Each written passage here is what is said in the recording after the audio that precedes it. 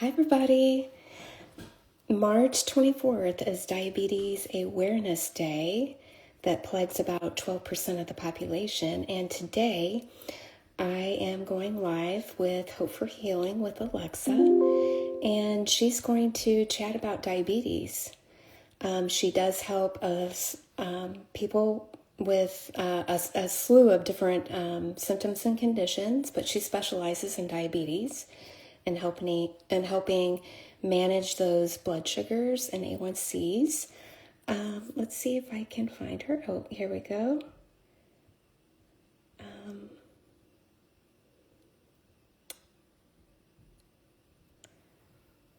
Okay, let me see if I can get her on.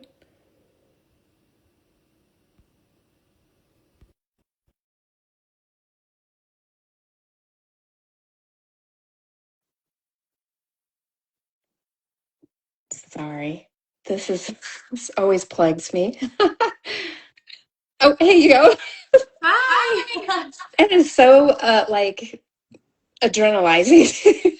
Like just trying to get on and make sure everything's working and I've never done a multiple person live before, so Oh, okay. Yeah. It looks like my head is cut off. So, anyway. thank you so much for having me. Yeah, this is great. It's so nice to meet you and talk to you. Yes, it's so good to meet you too. Yeah. So, do you just want to jump in and maybe talk about your healing story? Because it's pretty impressive. Sure. It's long. Yeah. Um, yeah, so I guess we'll start at the beginning. I Yeah, okay. I had chronic symptoms, chronic illness since birth. Um, Pretty much right away had strep issues, had to get my tonsils out. Like I think I was maybe 3 or 4 when I got my tonsils out. And Oh, then in wow. childhood, I had chronic migraines, mystery depression, anxiety. A weird thing that happened was I got chicken pox 3 times. Oh, Or so they wow. said. Yeah.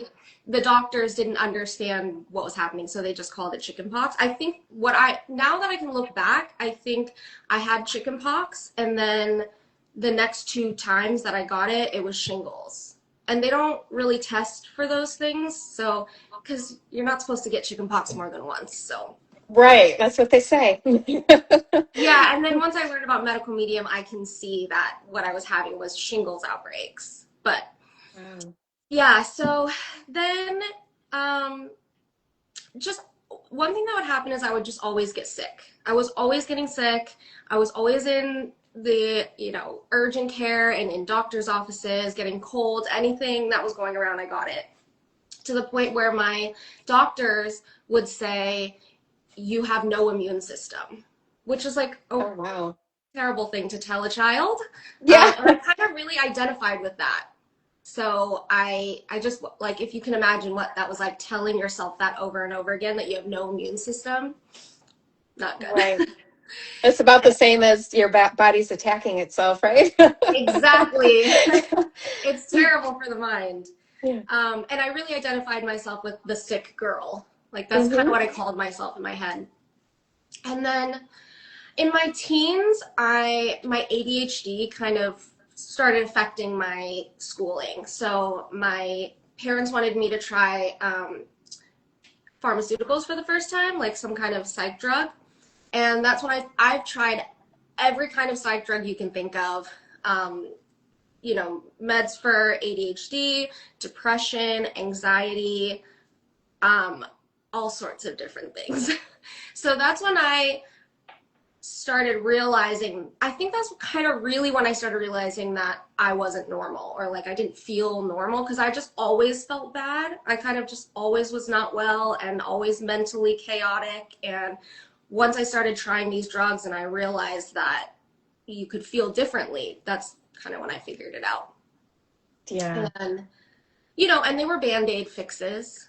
And there Mhm. was pros and cons. It would help a little bit, but it would also cause other issues. So in my later teens, I started experimenting with drugs and alcohol, Mhm. and really used it to numb myself and I suppose I was like running from how I felt and my inner world. And that led into my early 20s, and I moved to Los Angeles, and I was living there for a few years, just really not eating, partying a lot. When I would eat, I would like binge on fast food or candy. And I started just like, I was sick again all the time. And I was also on long-term anxiety medication, benzodiazepines, which are like very addictive, and they just really affect your daily life. And so I I would be like hung over all the time, plus on such a high dose of these random mixes of pharmaceuticals for psych meds, whatever, that I just felt like I was kind of constantly in a state of like sweating it out. And um, yeah, it was a troubling time. And also not feeling my body at all with I didn't. Just kind of out of it, right? I mean, just kind of Yes, just living day to day and not feeling yourself, right? exactly that. I was not, I was like a shell, and I just kind of floated around and went wherever and did whatever and just wasn't caring. Here's the thing, like doctors, when they tell you you have no immune system, you feel like, well, what's the point then? So like I'm always going to be sick because I have no immune system. So I didn't fight for my health at all. In fact, I really resented it. I really was like, I kind of hated my body for that exact reason because I was just always getting sick and nothing I did ever helped. So I really had no respect for my body. And Mhm. furthermore, I had no respect for myself. And so it just got It worse. really beat down. Yeah. Yeah.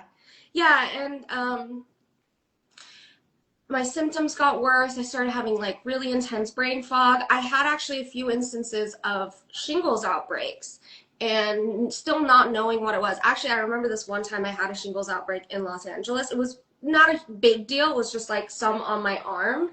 And I remember Googling it. And because I'm like, what is this? And that's the first time I ever heard of shingles. But I still doesn't, it's hard to imagine like a young, early 20s girl having a shingles outbreak. Right. So I didn't know what to do with that information. But looking back, yeah. Um, and then I had some like really chaotic relationships as well that contributed to my health decline. And again, drinking every day and that. So Just kind of numb in your body, right? Like you're a shell because you just feel so defeated, right? I mhm. can just picture how you felt. It was very like helpless. There was no, I couldn't see the other side of it, Hmm. you know. So at the end of about 4 years of living in Los Angeles, I was like totally non-functional at that point. I had to move home. I moved home with my mom to recover and basically just like slept for a year. And Hmm. then my symptoms got so outrageous. Like at this point, I was up to like 70, 80 symptoms. And I started seeing specialists like all the time. I would go in and out of urgent care and the emergency room, and I was just like, someone help me. What it felt like was my blood was like very thick, like molasses, and it felt like every step was just wading through thick molasses. Hmm. And I later found out I had blood sugar issues. So this one day, I finally go to the urgent care. I mean, I went to the emergency room, Hmm. and I was like, I'm not leaving until you guys give me an answer. And they did a bunch of blood work as they always did. And they came back and were like, oh, you're not managing your type 2 diabetes. And I was like, I don't, what do you Yeah. mean? And that's how I found out. And so I was diagnosed type 2. Actually, I wasn't even diagnosed. They were just like flippantly like, you have type 2 diabetes, go see an endocrinologist. And they didn't treat me or anything. So I made an appointment with an endocrinologist. They diagnosed me type 2, which is so hard looking back because I had this opportunity as a type 2 to reverse it before reaching type 1, but I just didn't have any information or any good education.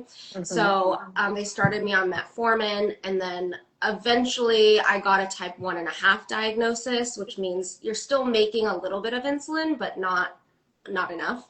And then eventually type 1 insulin dependent. So Mm. that's up to my diagnosis.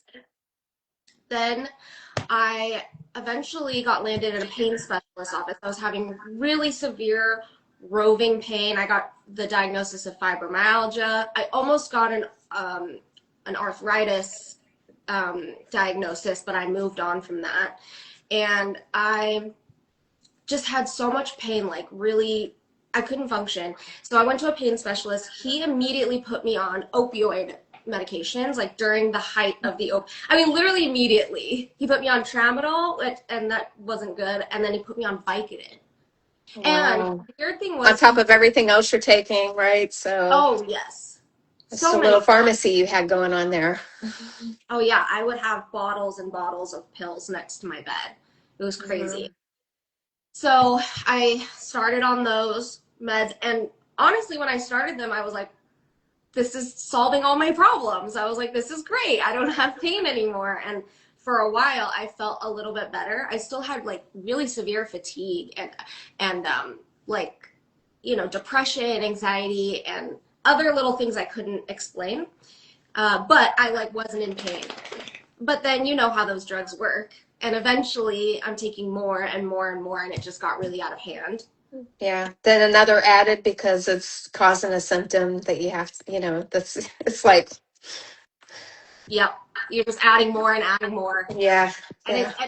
and the thing with pain medication too is you get to a certain point with the breakthrough pain medication that you have to add a long acting pain medication. So at my highest dose, I was taking um, Percocets, like the double dose Percocets for Mhm. breakthrough, and then I was taking morphine sulfate, which was the long acting, and then I had fentanyl patches that I had to wear on my arms. Wow. How many years did you do that? Just, I want to say like four, yeah. maybe 5 years. It's a hazy time, but Yeah, somewhere around there. Wow. yeah. So the people they give fentanyl to are like cancer patients, people who are about to die. That's who gets fentanyl. And I'm just like some girl with pain, unexplained pain.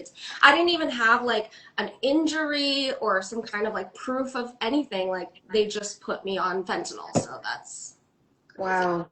I that's mind blowing. Mind blowing. Yeah. So I did that for a while. On top of the benzodiazepines too. So I was taking long term, like for many even more years than that. I was on Klonopin and or Xanax. So those are really really intense drugs as well. So um, okay, so at that point I moved back to San Diego, and I'm trying to manage all of these drugs. It's like you're taking handfuls of pills. You don't know if they're working or not working, and I'm all my symptoms. They're not working basically. Yeah. And I got to a point with the pain medication that I was again just sweating all the time. I was just sweating. It's almost like my intuitively I felt like my liver just was not going to take it anymore. So Mhm. I had to make a decision, and I just felt like I was swallowing pills and nothing was happening. And so I just decided to stop all of them. And I would not recommend this. So please, this is not advice, not medical advice, but I stopped all of the medications that I was on and was like, this is what I was thinking. I would take these handfuls of pills and I wouldn't know if I was going to wake up. So I was thinking, like, I can either die taking all these pills, possibly, or I could possibly die getting off of them. So I just Mhm. got off of them, and that was honestly to this day like the thing I'm most proud of that I've survived, because it was a really really scary, dangerous experience. Mhm. And but I got off of them. My symptoms got way worse, God, and I want to reach out and give you a big old hug. This oh, is thank you. terrible. Oh, And you're like probably you're just one person going through this and you know it's happening every single day. Just yeah, well, it was a physical challenge and a spiritual and mental emotional challenge as well. I bet.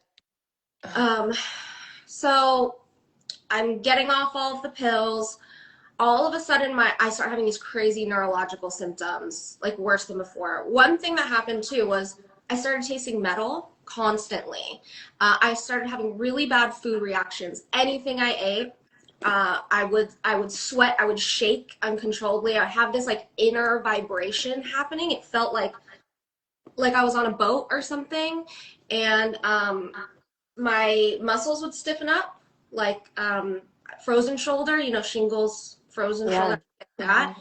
I I I would get like paralysis in my arms. So I would just be like I couldn't move my arms. I happened to my leg one time.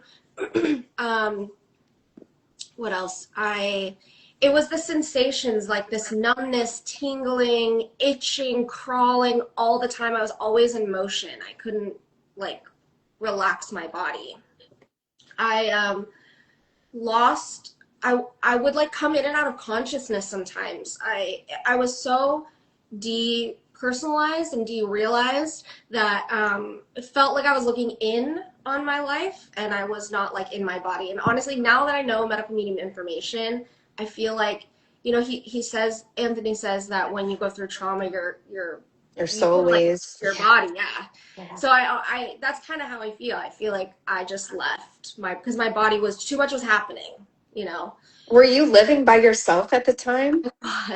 I was, Oh my gosh. That's yeah. scary. And I was diabetic too, and not managed at all. Like I Right. was. It's called diabetic burnout because I didn't understand. I had no good education on it. And so I would take insulin like once a day and not really check my blood sugar, and I still was in the mindset of I can't heal. I have no immune system. And the other thing is too, diabetes. They tell you if you have type 1, you will only get worse until you die. There's no you can heal from it. There's no here change your nutrition and you'll feel better. There's Right. they say you're going to have eyesight issues, you're going to lose limbs, you're going to lose a toe, you're going to end up in a Hmm. wheelchair, and then you're going to die early. So it's Hmm. just really, it's like, how are you supposed to heal? How do you have hope? How do you go to the next day? Like, what's the point, you know? It was This really, has this has got to be one of the most horrific chronic conditions ever, especially with the doctors not knowing, what the medical medium information. hmm Um, yeah, you lose your life, like you said, about losing your limbs and things. I have a cousin that's in the hospital right now. hmm Lost, he's had diabetes for a really long time and lost his eyesight. He's blind now, oh and yeah, he just got an amputation. Right. I mean, terrible. uh, it's terrible. Especially because people Yeah. don't know that that doesn't have to happen. Right. Right. Like, it just Mhm. doesn't. You can live a perfectly healthy, happy life. Like now that I, have gotten well, and there was a point where I had to again decide to change my life. Like, I was either gonna die a miserable, slow death, or Mhm. I could change my life. And that's when I started really learning about diabetes and how to manage blood glucose, how diet can affect your diabetes, Mhm. how the pharmaceuticals affected my diabetes. I mean, one really interesting thing was the tasting the heavy metals. I didn't Yeah. I knew nothing about that. I just was Mhm. like, why do I always taste metal? And now I know that pharmaceuticals have tons of metals in them. And I was taking literally like 280 pills a month alone. Oh, that So is. it's like, I'm think of so it. sorry you had to go through that. I feel so like I feel sad for my old self that was just eating metal all the time and tasting Right, metal and still not like understand. I mean, these doctors just give them to you like candy. right. So, And you can so relate with the people that you come to you for help. You know, you've been through the ringer, you've been down at the bottom, you know, and wow. well, it just shows that if everything can change with a little bit of help with nutrition and the right information, like learning And about, thought patterns, right? yeah, Because yes, you I'm were learning kind of about. brainwashed into like the sick girl, right? Mhm. So, yeah, wow. Yeah, someone's just saying it's a true miracle you live to tell this. That's right. It really is. Thank you. So how did you end up finding medical medium? Yes. So when I got off the pharmaceuticals and I started having such intense reactions to food, I had to figure out what to eat. And I'm just doing this alone, trying to figure out. At this point, I had forsaken conventional medicine. I said, it's not helping, it's making me worse. Goodbye. And I started my own studies, just looking into natural medicine. I kind of was on the path of like candida. I knew there was bugs in my body, but you know, that it's all about candida Mm-hmm. and the gut connect. So I was on that path, and then I got to a point where I moved home with my dad to recover. I was so dizzy, like I couldn't stand. I could basically just made it from my bed to the bathroom to my bed to the bathroom, and I was like, Mm-hmm. I can't do this. So I went home, and he was like, you can stay with me as long as we see like a natural doctor. So I ended up in functional medicine, which was not the answer. Functional medicine really focuses a lot on protein and Mm-hmm. powders. Like it had the right idea with the liver, like cleansing the liver, but I was very underweight because I was not really able to eat anything, and they just wanted to pump me with protein. So it was Mm-hmm. protein shakes for every meal. So I did that for about 6 months, 7 months, and it didn't help at all. And Mm-hmm. then by the grace of God, I came across an article about celery juice. And and I read about Epstein-Barr virus and the bugs in our body and the liver, and I was like, it's definitely obviously my liver's sick. I've been taking pills my whole life. Um, Yeah. so then I traced it back to the medical medium information. That's why it's always important to cite your sources. Mm-hmm. And Mm-hmm. I found his Instagram and started reading a bunch of testimonials.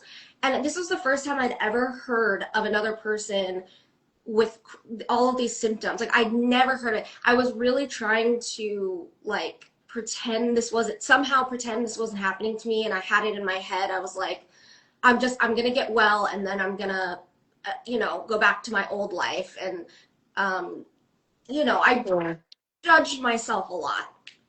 But finding the medical medium Instagram and seeing all these people with all of these illnesses, it was Mm-hmm. so honestly, it was like one of the most healing moments of my whole You journey. feel validated, right? And like you have the answers and you have all this hope suddenly just, reading about other people's healing journeys. Mm-hmm.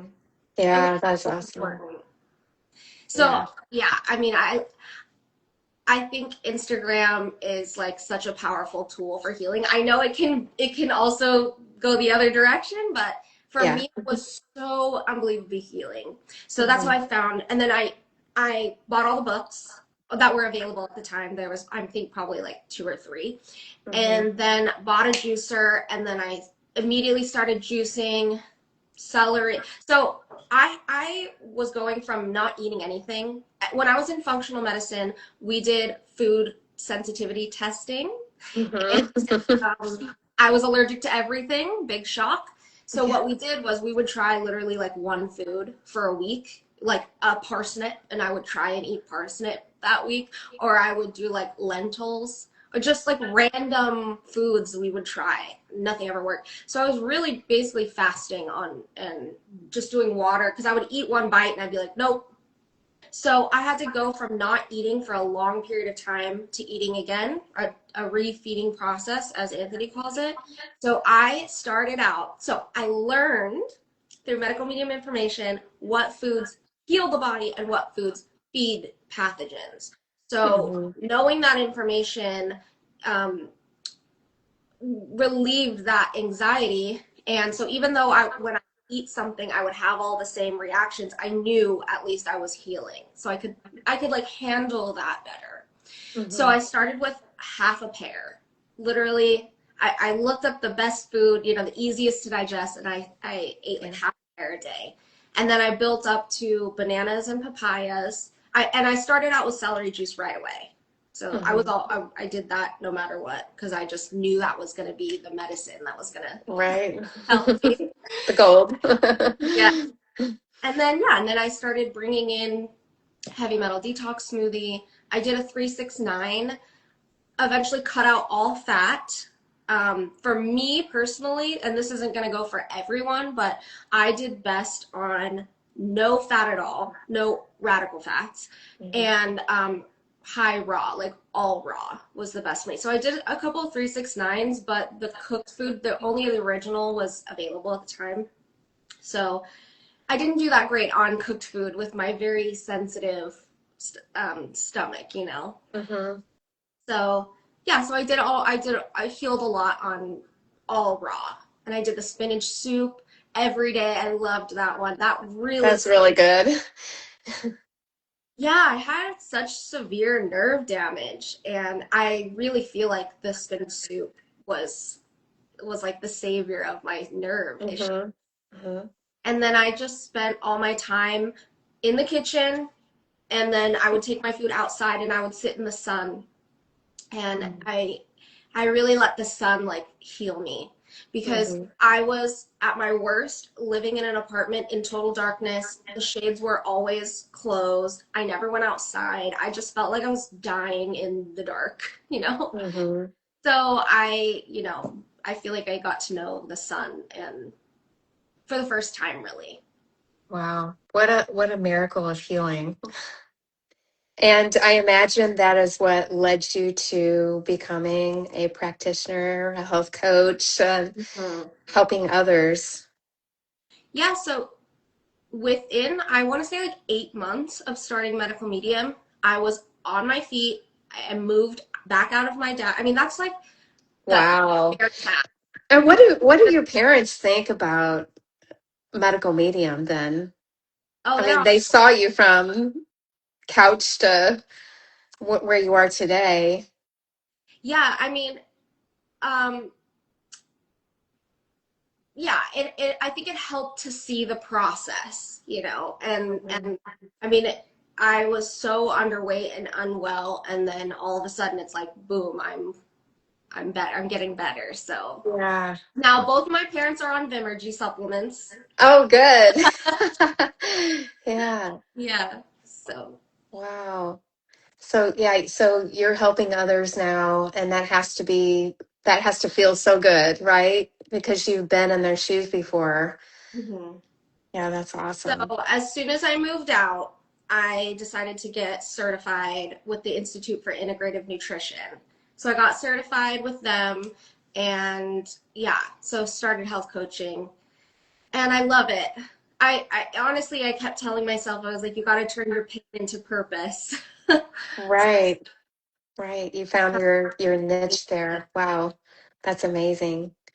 So you offer, a lot of different things on your website, and so like you do the support groups. What does that kind of look like for the people with diabetes? Yeah, great question. So I have a diabetic support group for type 2, type 1, and family of type 2 or type 1. It's just on Instagram. It's a group on Instagram. And Mhm. so people can join that way. And we just have discussions there. About anything. Some people want advice. Some people share their wins. We talk about our blood sugar. There's a lot of talk about a cure right now in the media. So we have discussions about that. Mhm. It's really, it's really interesting. It's fascinating. However, in order for it to really work, you have to be on immunosuppressant drugs like indefinitely to Mhm. make the islet cells stay or be accepted. So we talk about that. um, Well, whether or not. that's got to be great that that you have family there also, Mhm. of the people, because that is, to have that support system is so important. Yeah. It's great. I love it because we have questions, but we also have other people answering as well. So we all have a different perspective, and we share tips, and it's just a good community. It was still, once I found Medical Medium, it was still a while before I discovered any other type ones. Actually, for a long time, I was the only type one in Medical Medium that I knew of, other than one other person. And so that's why I started to begin with, was to have us all in one place and Oh, that's cool. feel the community of it. Hmm. So that's how that started. Oh, that's neat. That's really neat. So, in your groups, when you're talking to people, or just even when you're working one-on-one with someone, what are their biggest challenges that they face? Yeah, so it's all about the A1C. So your Hmm. A1C tells you what your basically your average blood glucose for the last 3 months. So your A1C will tell you if you're in diabetic range, pre-diabetes, or non-diabetic range. So I help people get their A1C down into non-diabetic range. So challenges with that are, one really important one is just learning how to use your devices or your insulin, like how to dose insulin.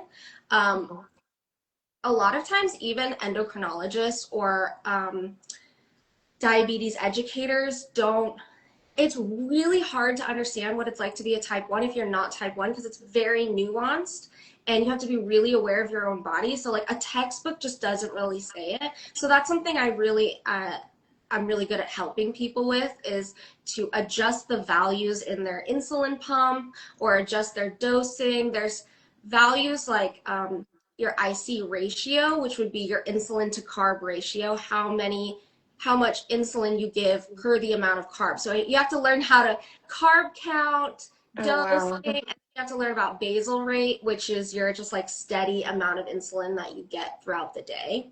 And that also really affects blood sugar. Timing really affects it. There's so many things that affect it, like the amount of stress, the exercise you're getting, how much insulin you have on board. It's a lot of factors. So it's kind of like a puzzle, and we just got to put the pieces together to maximize insulin sensitivity and bring that A1C down. Wow. Yeah. That's amazing. I Um, I also notice one thing that I've noticed that is missing in like science and medicine or wherever, um, is the viral piece, because this is something that obviously conventional medicine isn't talking about, or even other alternative medicine communities are not talking about. But I believe your viral load really affects your blood glucose. So a great tool to have if you have like a stubborn high blood sugar is to take some antiviral, take some herbs, and it one, it attacks the virus, and two, it thins out the blood. So that's like been a really helpful thing for people who'd never heard that, you know? wow. And what about, I don't know much about this, but like you always hear about the fruit fear with diabetics. How is that? How does that come together? Like, I always get confused, like, uh, do type 1 and type 2, is it okay to have like as many fruits as you want, or not? Or what is the deal really with that?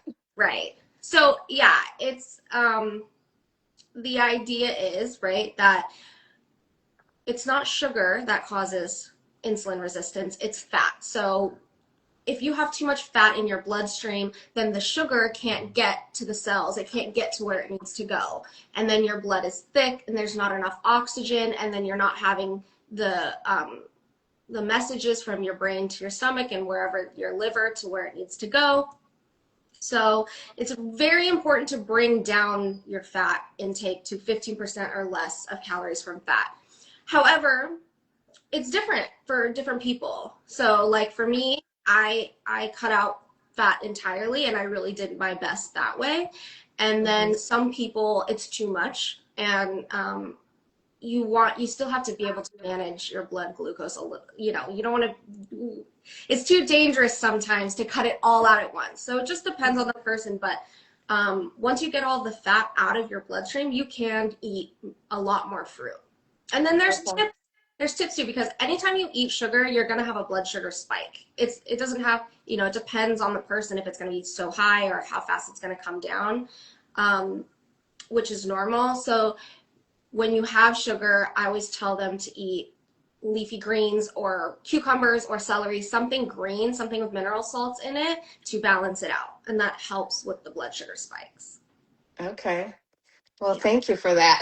So I was always confused about that. I'm like, no, fruits are good, but then the diabetes It's thing, and it sounds like it's like whatever it's a plan based on the person and what they're going through right now. But then that plan could probably kind of change, right, as you're improving, like you were mm-hmm. saying, and you Yeah. can have more and more fruits. Yes. And yeah.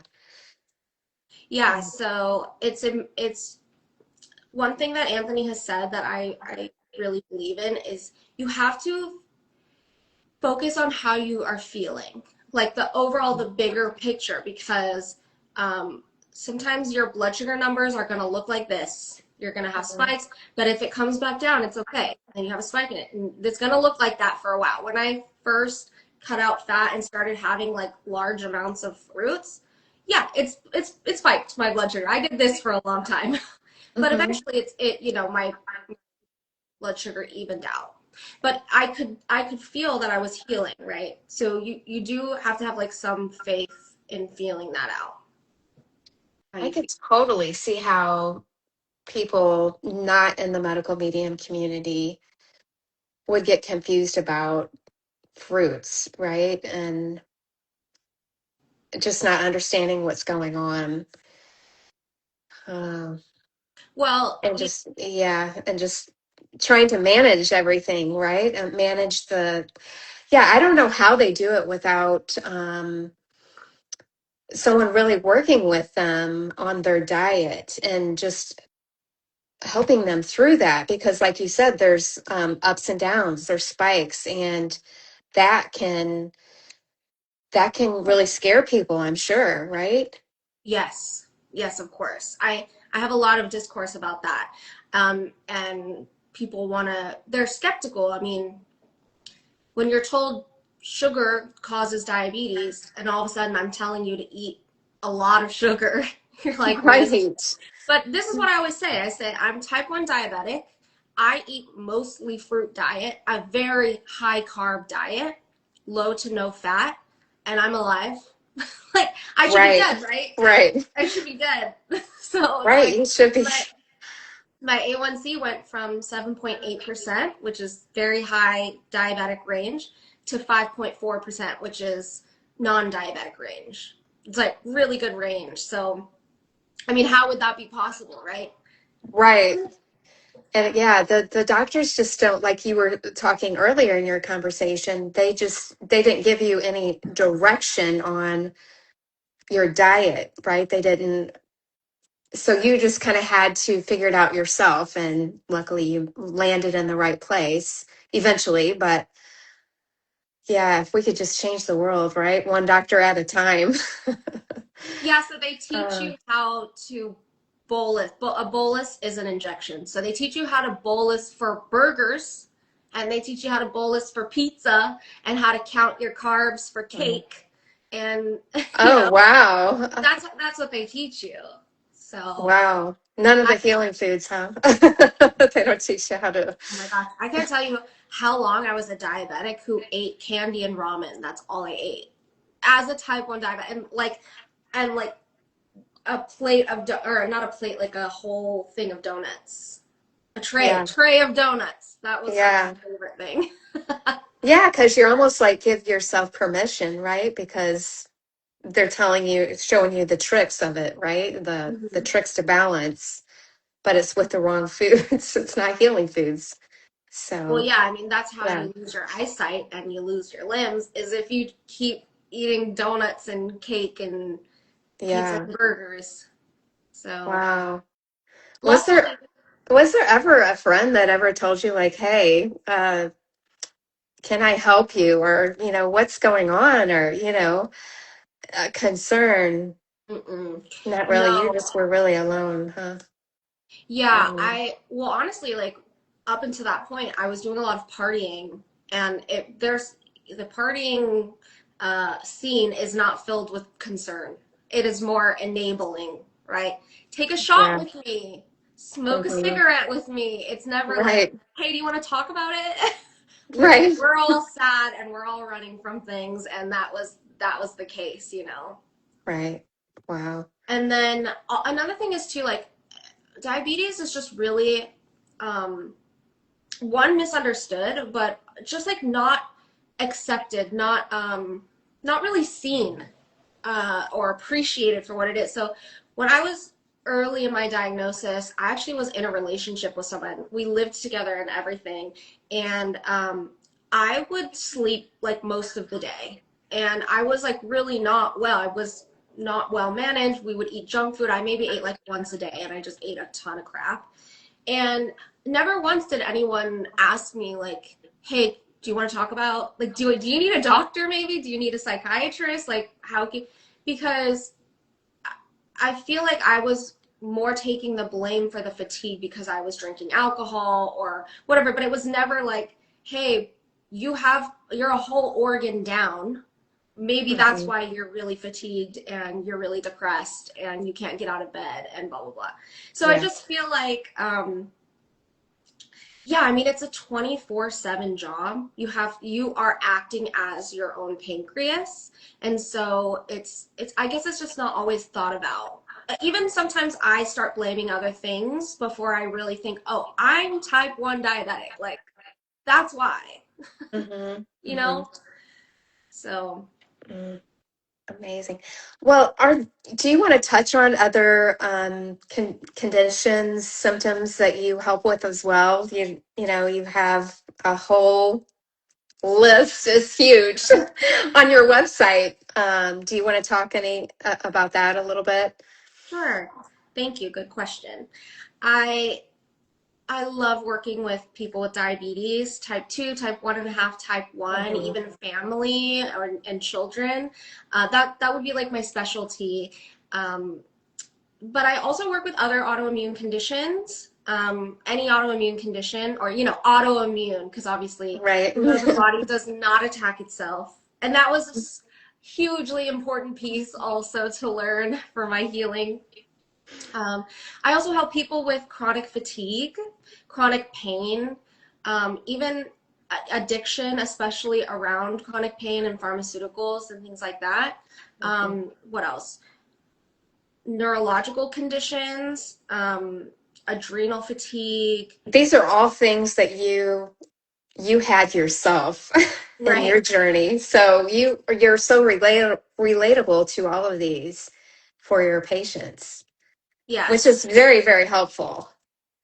I hope so. I that's I the think so. It's good to talk to somebody that you can relate to, like who has been through what you've been through. So, yeah. I have definitely a wide scope of experience. Right.